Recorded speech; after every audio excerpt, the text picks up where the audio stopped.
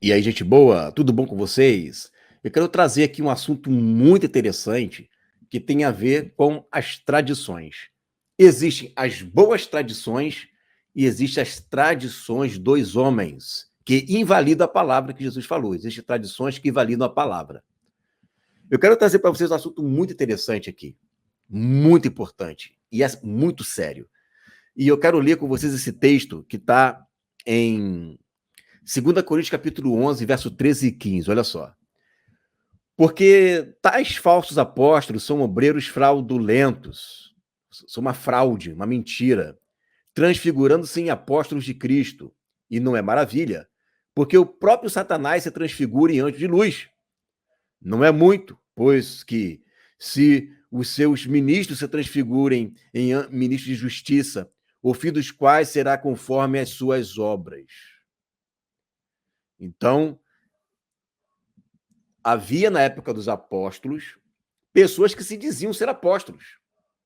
Né? Esse que está lá em Efésios, que é a igreja de Éfeso, em Apocalipse, vai dizer que eles provavam os apóstolos. O que são os apóstolos? São aqueles que trazem os fundamentos. Então, não é de se admirar que existem pessoas que se transfiguram de falsos mestres, falsos profetas, falsos ensinos. Isso na época dos apóstolos já era notório, claro, já havia muito disso aí. E parecem até que são ministros da justiça, mas eles serão julgados, né? O fim dos quais será conforme o fim dos quais o quê? O fim deles, né? Será conforme as suas obras. Que obras são essas? Essas obras da injustiça. E aí Paulo também vai dizer em 2 Tessalonicenses, no capítulo 2, verso 5, o seguinte: então, irmãos, estais firmes e retende as tradições que vos forem ensinadas, seja por palavra, seja por epístola nossa. E também no capítulo 3, verso 6, vai dizer: mandamo-vos, porém, irmãos, em nome de nosso Senhor Jesus Cristo, que vos aparteis, não vos associeis, né? Não vos comuniqueis, não tenha comunhão de todo irmão que anda desordenadamente. O que é o desordenadamente? Que não anda conforme a ordem estabelecida, ou seja, não segundo a tradição que de nós recebeu. O que é a tradição, irmão? A tradição é o ensino. A tradição é o ensino. A tradição são os preceitos. A tradição tem a ver com a explicação. Então, por exemplo, você tem aqui a Bíblia e você tem um texto. Vamos pegar aqui, ó, aqui aleatório. Vamos lá. Peguei um texto aqui aleatório, né? Vou ler aqui. Vamos pegar aqui, por exemplo, ó, 2 Coríntios, capítulo 1, verso 6. É um texto aqui aleatório. Mas se somos atribulados, é para a vossa consolação e salvação. Ou se somos consolados, para a vossa consolação e salvação. A qual se opera suportando com paciência as mesmas aflições que nós também padecemos. Então, isso aqui é o texto. Aí vem alguém e fala, irmãos, isso aqui é só para os apóstolos só. Para nós não tem esse negócio de sofrimento, não. Para nós é dinheiro, para nós é vida boa. Se você está em Cristo, é mais que vencedor. Se você está em Cristo, nada acontece de mal com você. Isso aqui foi para aquela época. Tribulação, consolação, porque está passando por situações difíceis, né? Ter paciência, padecer, aflição. Isso aí foi naquela época. Hoje isso aí não existe mais, não. Hoje, tudo é festa. Então, eu tenho um texto, mas eu estou trazendo uma nova interpretação. Nova interpretação é o quê?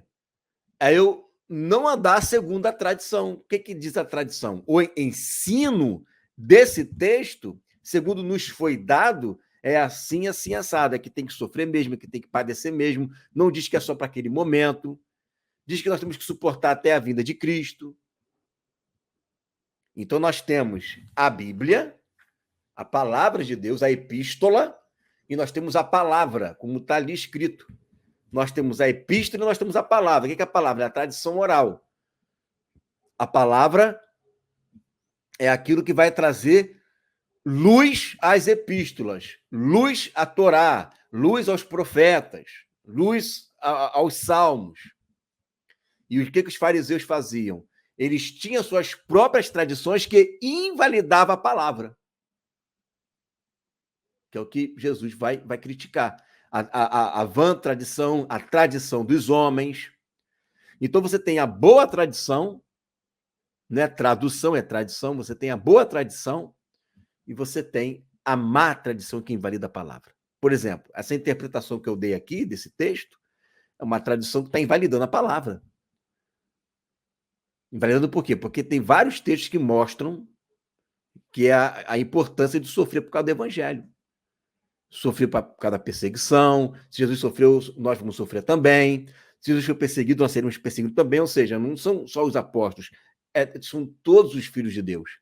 E segundo a tradição dos nossos pais, dos primeiros cristãos, o sofrimento faz parte da vida cristã. Então, nós temos a tradição, a boa tradição.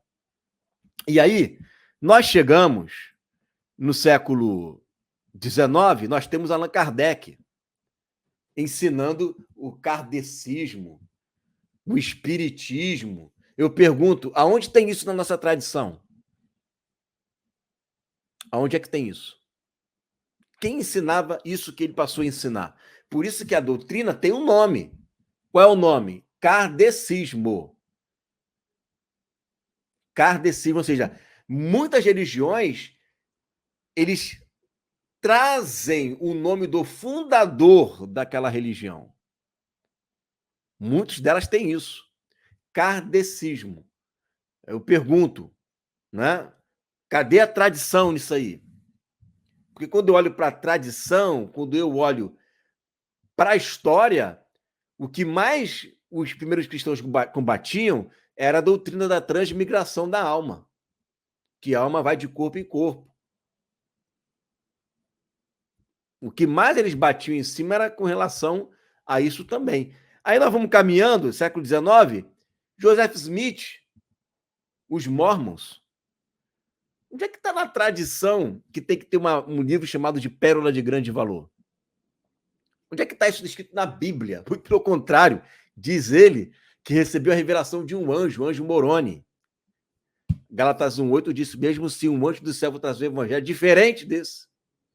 Diferente. Então você tem a palavra de Deus, preste atenção, você tem a palavra de Deus, mas você tem as tradições, que são aqueles, os ensinos, né? As interpretações dos textos. E eu não vejo nada parecido com o que o Joseph Smith ensina. Nunca vi isso. Nunca vi em nenhuma tradição. Começou a partir dele. Helena Blavatsky, teosofismo, tudo é Deus, Deus é tudo. Onde é que está isso na tradição? Fora uma série de outras coisas que ela ensina. Eu estou trazendo aqui só do século XIX, gente. Só do século XIX. Charles Taze Russell, ou os russelitas, né? Testemunho de Jeová. Onde é que está na Bíblia que Jesus é o arcanjo Miguel? Ah, não, mas é uma interpretação. Onde é que está isso na tradição? Qual bispo, qual homem de Deus ensinou que o arcanjo Miguel é Jesus? Onde é que tem isso na tradição? Onde é que tem isso na tradição? Porque às vezes você pega o texto, irmão, mostra para eles e fala, não, irmão, não é assim que se interpreta. Mas eles insistem, não, mas isso aqui é interpretação. Então tá bom, então onde é que está isso na tradição? Onde é que tem isso na tradição? Você está indo desordenadamente. Onde é que vai dizer na tradição, né, que tem que só chamar Jeová? Onde é que você vai ver na tradição que Jesus é um ser criado? Meu Deus do céu, se você for pegar, então, esse tipo de interpretação, quando você vai olhar na tradição, nas interpretações da Igreja Primitiva, o que eles mais batiam era em Ário. Dizer que eles vão ser criado é arianismo, é uma doutrina ariana, é uma doutrina que foi rejeitada por todos os primeiros cristãos. Eu não estou nem falando aqui de Roma, estou falando do primeiro, segundo, terceiro século, iniciozinho do quarto, iniciozinho ali. Todos eles unanimemente batiam contra essa doutrina do Jesus ter sido criado. Ellen Goldwhite, onde é que está na história alguém ensinando acerca do juiz investigativo? Cadê o bispo? Cadê a tradição? Onde é que tem isso? Onde é que tem na história? Né? Onde é que tem em toda a tradição que também eles ensinam que Jesus é um arcanjo? Onde é que está na história? Onde é que está na tradição? Porque pegar textos da Bíblia, eles pegam, irmãos. É isso que eu estou querendo que você entenda. Pegar textos na Bíblia, eles pegam, eles usam a Bíblia, igual você usa também. O Testemunho de Jeová usa a Bíblia igual você usa. Só que o que eles ensinam é novo. Nunca ninguém ensinou isso. Não faz parte da tradição. Você está entendendo o que eu estou falando? Não faz parte da tradição da igreja. Nunca ninguém ensinou tais coisas. Nunca ninguém ensinou que Jesus é arcanjo Miguel. Nunca ninguém ensinou que Jesus voltou em 1844. Nunca ninguém ensinou sobre o juízo investigativo. Nunca ninguém ensinou que tem que ficar chamando de Jeová, Jeová. Nunca ninguém ensinou que Jesus Cristo é um ser criado. Nunca ninguém ficou ensinando que você tem que guardar o sábado para ser salvo. Muito pelo contrário, toda a tradição das igrejas gentílicas é contra a guarda do sábado no sentido para a salvação. Toda ela. Toda ela. Então eu quero saber que raio de doutrina é essa nova que está chegando, que está indo de encontro a tudo que a igreja sempre ensinou. Ah, mas usa a Bíblia, mas está usando a Bíblia erroneamente. Porque se a gente for usar a Bíblia, pegar a Bíblia, né, por pegar, então tá bom, então o Testemunho de Jeová está certo, os adventistas estão certos, né, os mormons estão certos, tá todo mundo certo, porque todo mundo tem a Bíblia. Agora, se todo mundo tem a Bíblia, quem é que dá a última palavra? Nós temos as tradições, os ensinos orais dos apóstolos, que perpassa de geração em geração, que eles também chamavam de a doutrina dos anciãos. Não é isso que está lá nos evangelhos? Por que vocês transgridem a doutrina dos anciãos? Por quê? Os anciãos, é eles que carregam a doutrina, passando de geração em geração. Só que existiam os anciões fariseus, que são a doutrina dos homens, e você tem os anciãos na igreja também, que trazem a doutrina dos apóstolos. A apostasia não veio no primeiro século, não, irmão. E nem no segundo século, não. A apostasia veio depois. Onde é que está na Bíblia que o Papa que é na tradição, que o Papa é que vai ser de Roma? Todos os ensinos da igreja primitiva, eles acreditavam que o anticristo viria de um reino depois de Roma. Primeiro tinha que acabar Roma, para depois vir o anticristo. Em toda a literatura é isso. Onde é que está escrito sobre decreto dominical? Onde é que tem isso? Onde é que tem isso falado na tradição? Ah, mas isso aí é um profeta novo. Um profeta novo mesmo, é um profeta novo, que está trazendo tudo que vai de encontro. Ah, mas e a questão da revelação progressiva? A revelação progressiva, ela não pode, irmãos, contradizer a revelação anterior. Então, por exemplo, vamos pegar aqui, ó, vou pegar uma pilha aqui, ó. Tô com uma pilha, tá? E aí, imagina que eu estou mostrando isso aqui para vocês, dessa forma assim. Você consegue identificar que marca essa pilha? Você consegue identificar que marca essa pilha? Ó, só desse jeito? Você não consegue. Né? E imagina que eu mostro para você apenas isso. Mesmo assim, você não consegue identificar que marca a pilha é essa. Então, essa é a primeira revelação. Essa é a segunda revelação. E essa é a terceira revelação. Entendeu? A revelação, ela não pode contradizer a primeira nem a segunda, nem a terceira. A revelação progressiva é o seguinte: eu estou vendo uma pilha, não sei de que marca é, não sei de que cor é, mas é uma pilha. Eu estou vendo aqui a ponta da pilha, então é uma pilha palito. Estou chegando isso. Aí qual é a terceira revelação? A terceira revelação é aquela da Duracell. Agora eu não posso chegar e dizer aqui, eu estou vendo aqui uma pilha, né? Estou vendo aqui uma pilha, né? Aí agora eu vou vir para uma segunda revelação. Não, esse aqui é um Benjamim. É o profeta da hora. O profeta está trazendo o Benjamim. Pô, mas não era uma pilha? Agora é Benjamim? Você está entendendo? Os caras que vêm com essa nova revelação, os caras estão contradizendo tudo que foi ensinado lá atrás. E aí você tem isso aqui, ó. Vamos ler o que Irineu de Leão ele vai falar. No seu livro Contra as Heresias, no livro 1, né, capítulo 10, verso 2, do ano 135 depois de Cristo, Irineu de Leão foi discípulo de Policarpo, que foi discípulo do apóstolo João. Ó, tendo, portanto, recebido esta pregação e esta fé, como dissemos acima, a igreja, mesmo espalhada por todo o mundo, as guarda com cuidado, como se morasse numa só casa, e crê do mesmo modo, como se possuísse uma só alma e um só coração. Unanimemente as prega, ensina e entrega, como se possuísse uma só boca. Assim, embora pelo mundo sejam diferentes as línguas, o conteúdo da tradição é um só e idêntico. Ou seja, o conteúdo do ensino. O ensino é idêntico, é um só. E isso eu estou lendo muito os livros da patrística, não só o que nós conhecemos, esses livrinhos verdinhos que está aqui atrás de mim, mas existem outros cristãos do Oriente. E, irmãos, eu vou dizer aqui 10 coisas que havia uma unidade de fé. Poderiam ter algumas diferenças entre liturgias e coisa assim assado.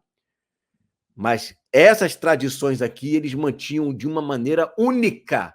Todos criam da mesma forma, independente se a escola era de Alexandria, era de Antioquia, era da Síria, era de Roma.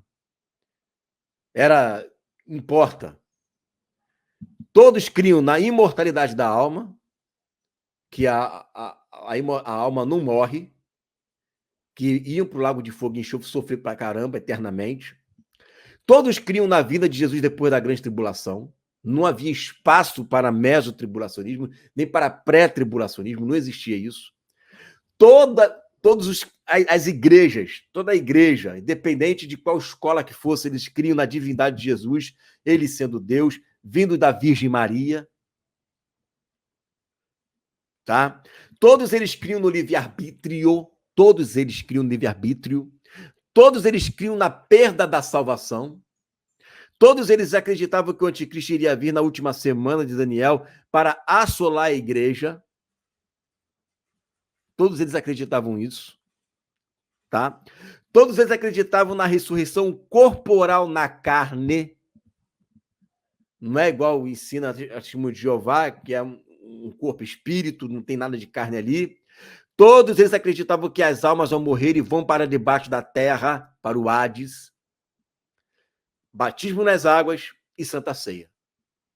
Irmão, se todas as igrejas pelo menos fossem unânimes nisso aqui, daria bom demais. A única diferença que eles tinham ali na questão da crença era voltado para o milenismo. A escola de Alexandria, filosófica de Alexandria, não acreditava no milênio literal e também não acreditava nas nações. Já a escola de Antioquia acreditava no milênio literal e acreditava nas nações. A escola de Alexandria acreditava numa eleição pela fé prevista, né? Uma doutrina arminiana, que na verdade não é de Armínio, né? Armínio adotou essa escola filosófica de Alexandria. Já a escola de Antioquia, não. A escola de Antioquia acreditava numa eleição individual para sacerdote, que não era eleito, era a nação. E a pessoa que foi eleita poderia perder, né, essa eleição se não confirmasse. 3 diferenças ali, que faz toda uma diferença também, né, na questão escatológica. Mas naqueles 10 pontos ali, eles acreditavam da mesma forma, irmãos. Eles acreditavam da mesma forma.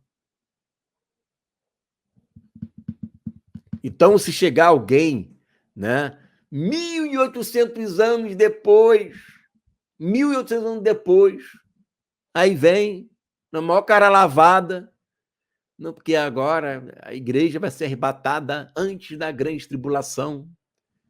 Quem ensinava isso? Você vê resquícios disso pós-reforma, mas não é nem o pré-tribulacionismo, é o mesotribulacionismo. Quem ensinava isso? Você vê eles falando lá no primeiro, no segundo, no terceiro, no quarto século, sobre a restauração de Israel.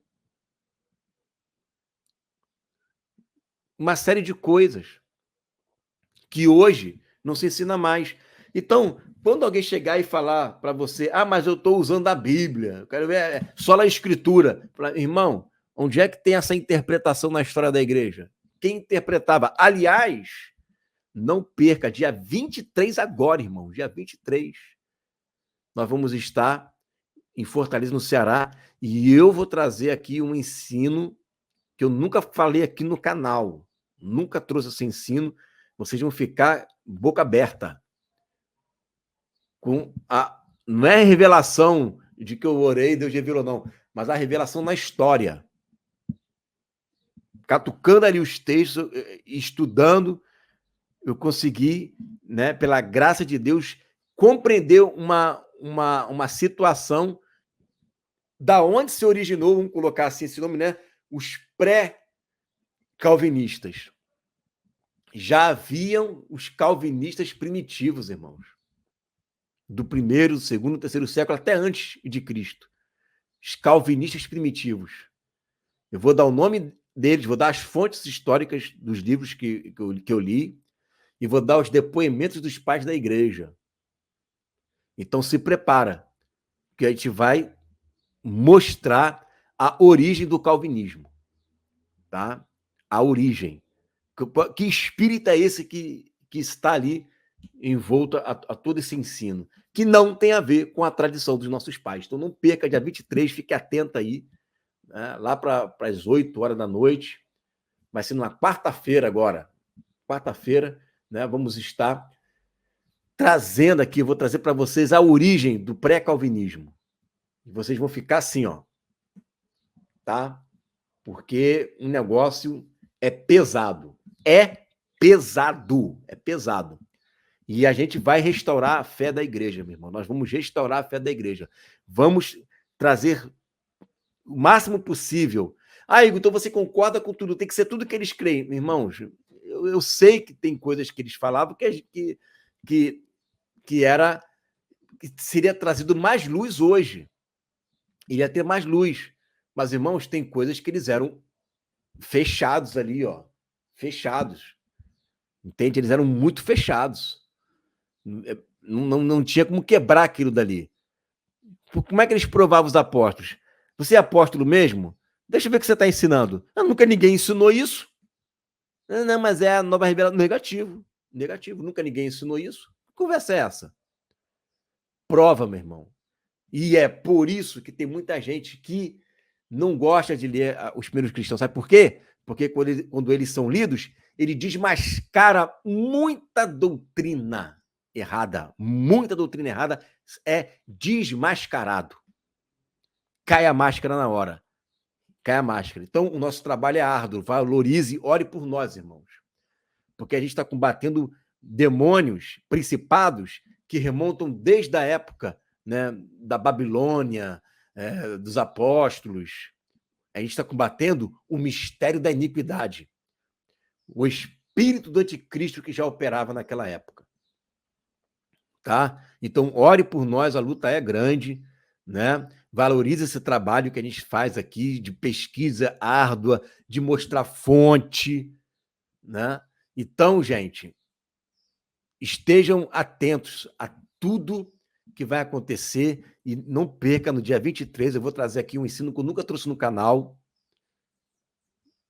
mas o Senhor vai dar graça, a gente vai falar isso a nível nacional, meu irmão, com milhares de pessoas ouvindo ao mesmo tempo. Eu quero que você também esteja aqui comigo nesse dia, para que você possa entender de uma vez por todas a origem da doutrina calvinista, né? Calvinista. As pessoas já sabem o nome de quem traz a doutrina, não é isso? Então tá bom. Só que não foi com ele que começou com ele, não. Teve outro. Só que se falar, vai pegar muito mal, né? Se falar quem eram os pré-calvinistas, vai pegar muito mal, né? Então, prefiro, né, chamar de calvinismo, que fica mais bonitinho, porque é da reforma. Se prepara, meu irmão. Se prepare e ora por mim, ora pela nossa equipe, né? Porque a gente não sabe o que pode acontecer depois. Não estou falando de coisas ruins, né? Mas pode vir perseguição, como pode vir também mais portas se abrirem, porque a gente vai desmascarar tudo isso daí. Vamos desmascarar. Amém? É isso daí, nós fomos chamados para isso e a gente não vai arregar para a situação. Ai de mim, ai de nós se não pregarmos essa palavra. Amém? Fique com essa palavra em nome de Jesus.